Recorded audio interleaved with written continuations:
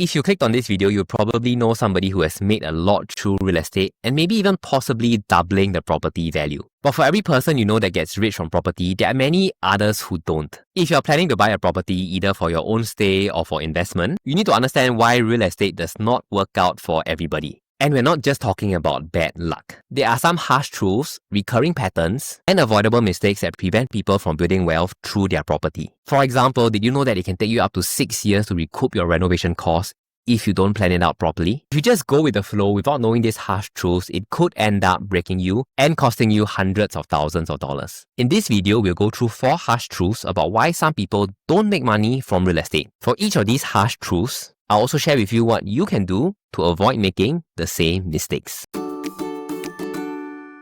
The first reason some people don't get rich from property in Singapore is buying one HDB and holding it for life. Some people may say, oh, but my HDB has doubled or tripled in the last 30 years since I bought it. On the surface, yes, that is true. Thanks to data compiled by Stack Homes from HDB, we can see that a 5-room flat would have only cost around 132k back in 1990. Let's say you held on to the unit until today, it would be worth around 700k now. That's more than a 5 times gain on the original price.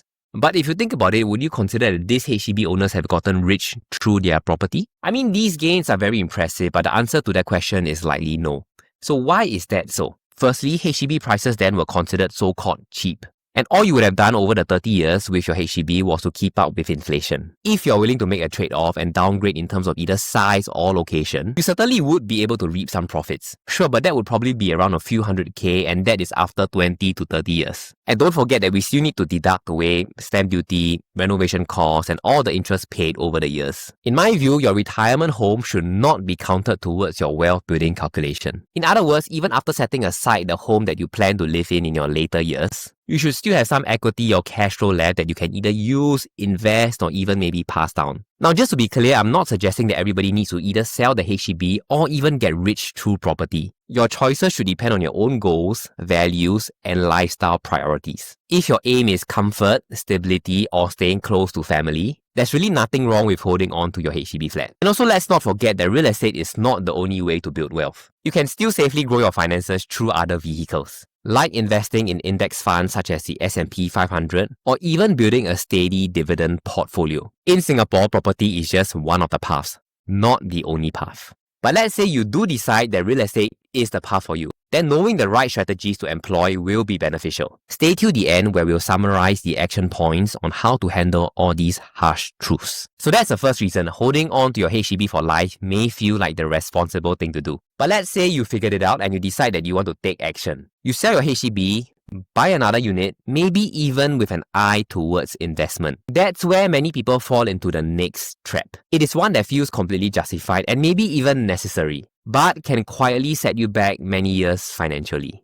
If you're new here, my name is Daryl, and in this channel, we talk about real estate in Singapore. If you're watching this video, you're probably interested in real estate in Singapore, and may also be interested in some of my other videos, which talk about how a profitable condo upgrade can actually hurt your lifestyle, why property in Singapore is still the best way to build your wealth in 2025, and whether it's cheaper to buy a car or stay directly above the MRT. So whether you are new to real estate in Singapore or maybe a seasoned pro who wants a different perspective on things, remember to like and subscribe if you want more such unbiased videos.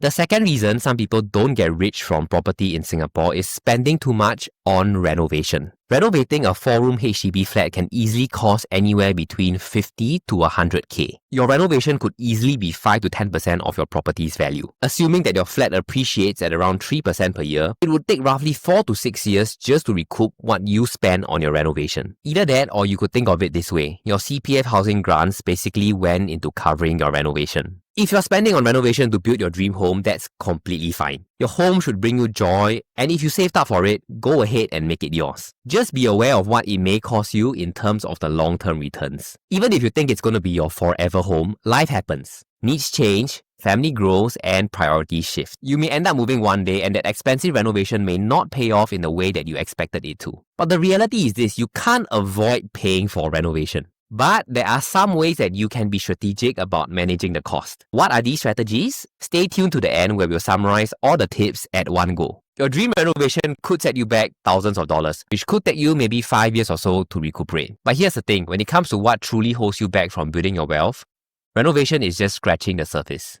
The third reason some people don't get rich from property in Singapore is flipping too often. The idea is 3 years is the fastest you can flip and still avoid the seller stamp duty or SSD, which applies if you sell a property within the first 3 years. But here's the catch, this only works if you're able to hit a home run with every flip. And even then, the profit still needs to be high enough to justify the cost. In order to understand why some people never get rich from flipping, we now need to understand the cost involved to flip a property. Let's say you're buying a $1.2 million condo, something many people may consider for investment or flipping. On the buying side, you first have to pay the buyer stamp duty, which will cost you around $32K.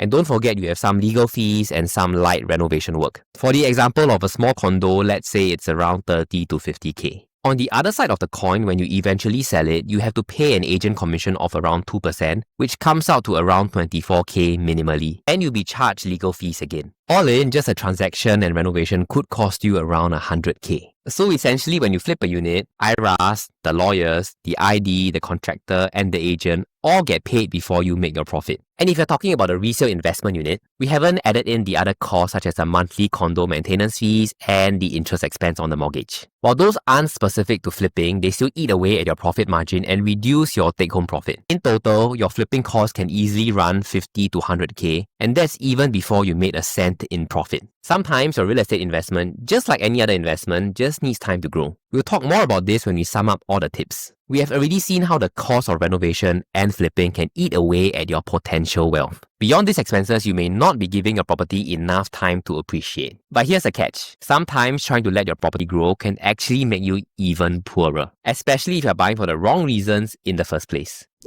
The fourth reason why some people don't get rich from property in Singapore is buying the wrong property for the wrong reasons, such as ego or status. Let me give you 2 examples of condos in Singapore. If you had to choose, which one would you pick? Option 1 is Reflections at Keppel Bay, a renowned and beautiful condo overlooking the bay. Option 2 is Kovan Residences, an otherwise ordinary condo in the heart of Kovan. Most people would probably choose option 1. Reflections at Keppel looks good on your ego, appeals to social media, and can definitely impress your friends and family. In order to understand why some people never get rich from buying property for the wrong reasons like ego or status, we now need to understand the historical performance between these 2 condo options. Over the same 15-year period, the average price of Reflections dropped by about 10%. On the other hand, Kovan Residences saw a price growth of around 70%. But that's just from a high-level perspective. In order to really understand why buying property for reasons such as status or ego is one reason why people don't get rich, we need to understand what this looks like with some concrete examples. Consider 2 transactions, bought and sold around the same time with similar sizes. The buyer of Reflections lost around $300K, while the buyer of Kovan Residences made about $1 million.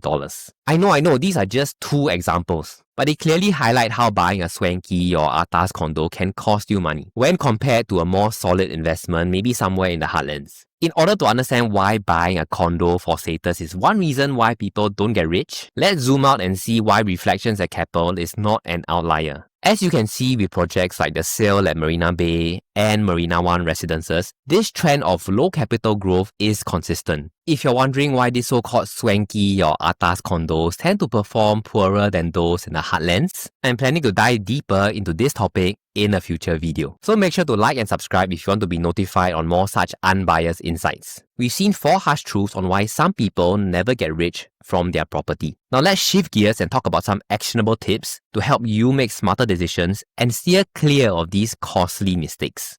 For the first harsh truth of buying and holding one HDB for life, one strategy could be to upgrade to a condo in the present and keep the option to downgrade to a HDB in the future open. Or you can also consider getting a rental unit alongside your own stay unit where you can grow your wealth in your working years. Like I always say, the truth here is that not everybody wants to play this property game. And that's completely fine because there are many other safe ways to grow your wealth. One such way is investing in stocks through broad market index funds like the S&P 500 or even building a reliable dividend portfolio. When it comes to spending too much on renovations, there are a few things that you can keep in mind. The first thing you can do is to keep a lookout for a property that already aligns with your preferred renovation style. But from experience, this can be almost impossible. So the second thing you can do is to look for a newer HDB where you can balance both the renovation cost as well as the property age and lease decay. The last thing you can do is to keep in mind your end goal and be strategic about it. If you plan to sell your HDB after your 5 years minimum occupancy period, Don't spend too much on the renovations. When it comes to flipping too often, what you can do is to avoid transacting so often if possible. That requires for some long-term planning, especially in an uncertain economy. Lifestyle-wise and financially, you should be prepared to hold longer if necessary. Of course, if there is a good deal or strong case, there is nothing wrong with being opportunistic and exiting earlier. Lastly, when it comes to buying the wrong property for the wrong reasons, what you can do is to understand the fundamentals that drive the market.